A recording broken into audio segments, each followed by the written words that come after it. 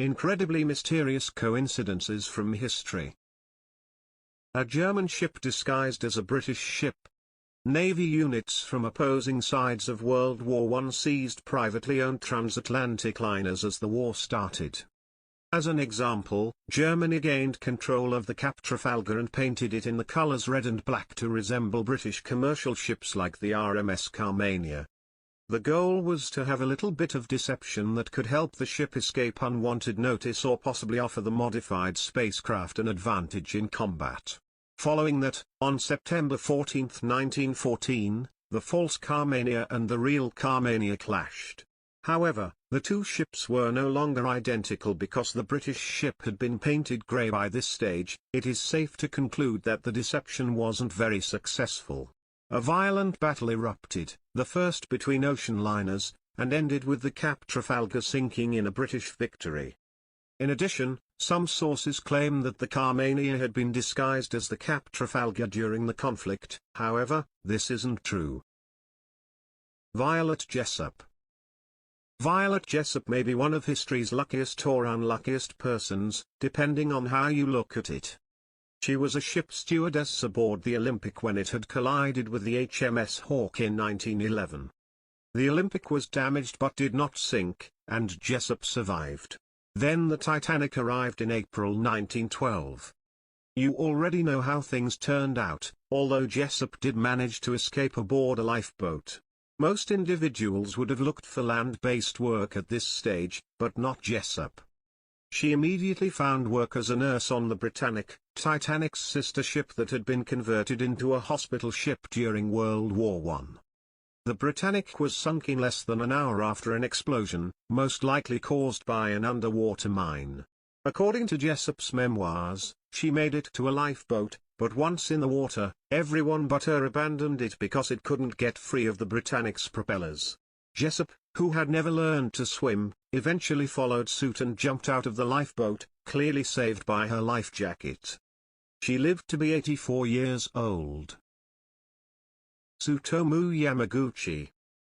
Tsutomu Yamaguchi had quite a similar habit of surviving incredibly unfortunate circumstances.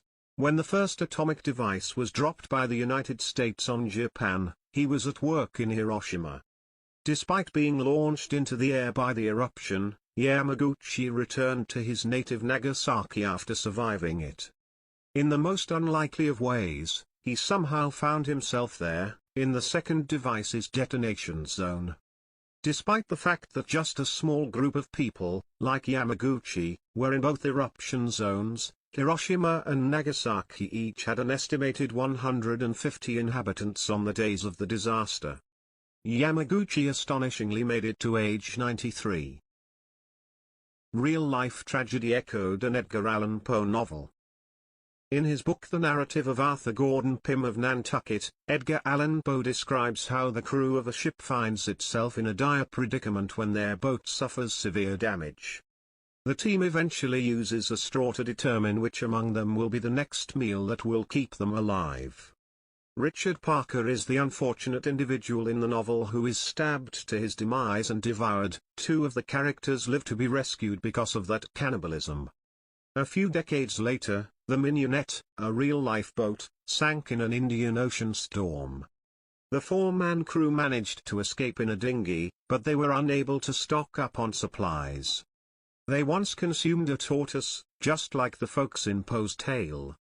And, in a horrible but perhaps necessary act of cannibalism, they turned to devouring one of their own, just like the guys in Poe's narrative. Name of the unfortunate young man? Parker, Richard.